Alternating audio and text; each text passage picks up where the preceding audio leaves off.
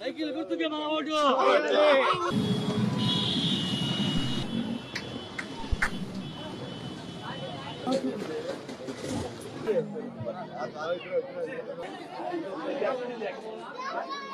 పక్కా ఇళ్ళు చాలా మంది కొన్ని ఇళ్ళు ఇప్పటి నుంచో సంవత్సరాలుగా ఉన్నారు. మీకు పట్టాలు లేని మాట వాస్తవం.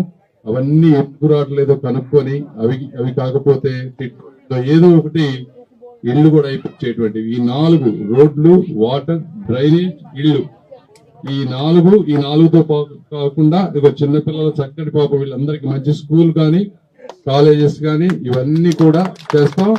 5వ ఆఖరిగా మహిళల ఇళ్లలో నుంచి బయటకు వచ్చి పనిచేయలేని వాళ్ళందరికీ కూడా ఏదో ఒక స్కిల్ మీ ఇంట్రెస్ట్ కు తగ్గట్టుగా స్కిల్ డెవలప్మెంట్ చేసి మీకు ఇంట్లో నుంచి ఏదైనా ఉద్యోగాలు రావడంలో ట్రై చేస్తాం సాధ్యమైనంత వరకు.